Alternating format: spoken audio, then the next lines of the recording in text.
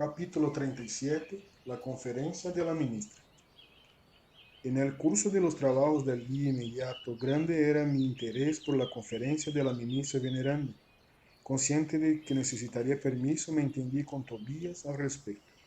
A estas clases, dijo él, van a oír solamente los espíritus sinceramente interesados. Los instructores aquí no pueden perder el tiempo. Queda usted autorizado para comparecer con los demás oyentes, que se cuentan por centenares entre servidores y acogidos a los ministerios de regeneración y de auxilio.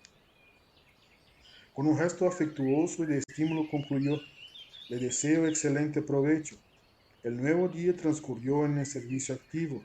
El contacto con mi madre y sus bellas observaciones relacionadas con la práctica del bien llenaban mi espíritu de sublime confortamiento. Al principio, después de despertar aquellas aclaraciones sobre el bonus hora, habían suscitado en mí ciertas interrogaciones importantes.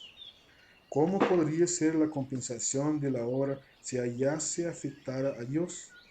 ¿No era la distribución y cuenta del tiempo una atribución del administrador espiritual o humano? Tobías vino a esclarecer mi inteligencia hambrienta de luz. Los administradores en general tienen a su cargo la obligación de contar el tiempo de los servicios, siendo justo igualmente que intuyan elementos de respeto y consideración al mérito del trabajador. Pero en cuanto al valor esencial del aprovechamiento, solo las fuerzas divinas lo pueden determinar con exactitud. Hay servidores que después de 40 años de actividad especial se retiran de ella como si fueran incipientes de la primera hora, probando que gastaron el tiempo sin emplearse en dedicarse espiritualmente, así como existen hombres que alcanzando 100 años de existencia salen de ella con la misma ignorancia de su edad infantil. Tan precioso es el concepto de su madre, dijo Tobías, que basta recordar las horas de los hombres buenos y de los hombres malos. En los primeros se transforman en graneros de bendiciones del Eterno, en los segundos en látigos de tormento y remordimiento, como si fuesen seres malditos.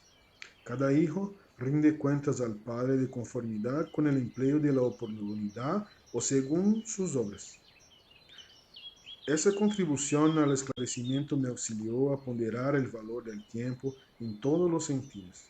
Llegada la hora destinada a la conferencia de la ministra que se efectuó después de la oración vespertina, me dirigí a la compañía de Narcisa y de Salustio hasta el gran salón situado en la plena naturaleza. Era una verdadera maravilla aquel recinto verde donde grandes bancos de hierba nos acogieron confortablemente. Flores diversas brillando a la luz de bellos candelabros exhalaban delicado perfume. Calculé la asamblea de más de 1000 personas.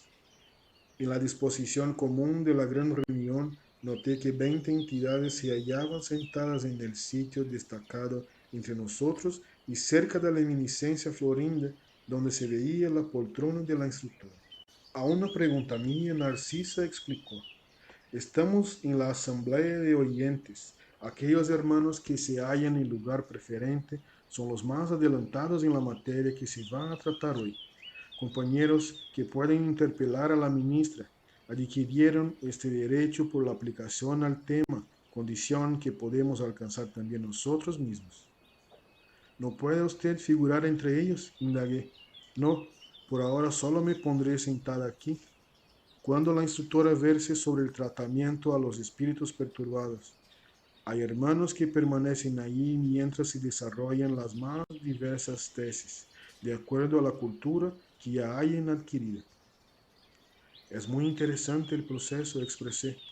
El gobernador, prosiguió la enfermera, determinó esta medida en las clases y charlas de todos los ministros para que los trabajos no se convirtiesen en desviaciones de personalismo sin base justa y con pérdida de tiempo para el conjunto. Cualquier duda, cualquier punto de vista verdaderamente útil podrá ser aclarado o aprovechado teniendo en vista el momento adecuado. Acababa ella de hablar cuando la ministra penetró en el recinto en compañía de dos señoras de aspecto distinguido, que Narcisa informó que eran ministras de comunicaciones. Veneranda esparció con solo su presencia enorme alegría en todos los semblantes. No mostraba la fisonomía de una anciana, lo cual contrastaba con el nombre, pero sí el semblante de una noble señora de edad madura, llena de sencillez y sin afectación. Después de conversar ligeramente con los 20 compañeros como para tomar informaciones sobre las necesidades dominantes en la Asamblea General con relación al tema de la noche, comenzó a decir: como siempre, no puedo aprovechar esta reunión para un discurso de larga duración, pero me hallo aquí para conversar con ustedes relacionando algunas observaciones sobre el pensamiento. Se encuentran entre nosotros en este momento algunos centenares de oyentes que se sorprenden con nuestra esfera llena de formas análogas a de los planetas. ¿No habían aprendido que el pensamiento es el lenguaje universal? ¿No habían sido informados de que la creación mental lo es casi todo en nuestra vida? Son numerosos los hermanos que formulan semejantes preguntas. Todavía encuentran aquí la habitación, el utensilio y el lenguaje terrestre. Con todo, esta realidad no debe causar sorpresa a nadie. No podemos olvidar que hemos vivido hasta ahora, refiriéndonos a la existencia humana, en viejos círculos de antagonismo vibratorio. El pensamiento es la base de las relaciones espirituales de los seres, pero no podemos olvidar que somos millones de almas dentro del universo, algo insumisas aún a las leyes universales. No somos todavía comparables a los hermanos más viejos y más sabios, próximos a lo divino, pero sí millones de entidades viviendo en los caprichosos mundos inferiores de nuestro yo.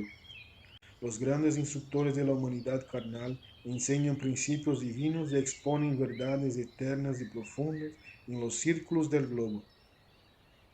Pero en general, en las actividades terrestres recibimos noticias de esas leyes sin someternos a ellas y tomamos conocimiento de esas verdades sin consagrarles nuestras vidas. ¿Sería creíble que tan solo por admitir el poder del pensamiento quedase el hombre libre de toda la condición inferior? Imposible. Una existencia secular en la carne terrestre representa un periodo demasiado corto para que podamos aspirar a la posición de cooperadores esencialmente divinos. Nos informamos con respecto a la fuerza mental en el aprendizaje mundano, pero olvidamos que toda nuestra energía en este particular ha sido empleada por nosotros en sucesivos milenios en creaciones mentales destructivas y perjudiciales a nosotros mismos. Somos admitidos a los cursos de espiritualización en las diversas escuelas religiosas del mundo, pero con frecuencia actuamos exclusivamente en el terreno de las afirmativas verbales. Nadie podrá atender al deber solo con palabras. Nos enseña la Biblia que el propio Señor de la vida nos estacionó en el verbo y que continuó el trabajo creador en la acción. Todos sabemos que el pensamiento es fuerza esencial, pero no admitimos nuestro milenario vicio en el desvío de esta fuerza. Ahora es cosa admitida que un hombre está obligado a alimentar a los propios hijos, pues en las mismas condiciones cada espíritu está compelido a mantener y nutrir las creaciones que le son peculiares. Una idea criminal producirá generaciones mentales de la misma naturaleza. Un principio elevado obedecerá a la misma ley. Recurramos a un símbolo más simple. Después de elevarse a las alturas, el agua vuelve purificada portando vigorosos fluidos vitales en el rocío protector, en la lluvia benéfica. Si la conservamos con los detritos de la tierra, la haremos vivienda de microbios destructores. El pensamiento es fuerza viva en todas partes. Es atmósfera creadora que envuelve al Padre y a los hijos, y a la causa y a los efectos en el hogar universal. En él se transforman los hombres en ángeles, camino al cielo, o se hacen genios diabólicos, camino al infierno. ¿Comprenden ustedes la importancia de eso todo? Ciertamente, en las mentes evolucionadas, tanto entre los desencarnados como entre los encarnados, basta el intercambio mental sin necesidad de las formas, y es justo destacar que el pensamiento en sí es la base de todos los mensajes silenciosos de la idea. en los maravillosos planos de la intuición entre seres de toda especie. Dentro de ese principio, el espíritu que haya vivido exclusivamente en Francia podrá comunicarse en Brasil de pensamiento a pensamiento, prescindiendo de la forma verbal, que en este caso será siempre la del receptor, pero ello exige también la afinidad pura. No nos hallamos todavía en esferas de absoluta pureza mental, donde todas las criaturas tienen afinidades entre sí. Cultivamos afinidad uno con los otros en núcleos aislados y somos compelidos a proseguir en construcciones transitoriales de la Tierra, a fin de regresar a los círculos planetarios con un mayor bagaje evolutivo. Por tanto, nuestro hogar como ciudad espiritual de transición es una bendición para nosotros concebida por acrecimiento de misericordia para que algunos se preparen para la ascensión y para que la mayoría vuelva a la tierra para servicios redentores.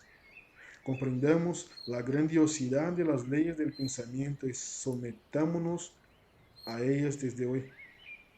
Después de una larga pausa, la ministra sonrió al auditorio y preguntó: ¿Quién desea aprovechar? De inmediato, suave música llenó el recinto de exquisitas melodías.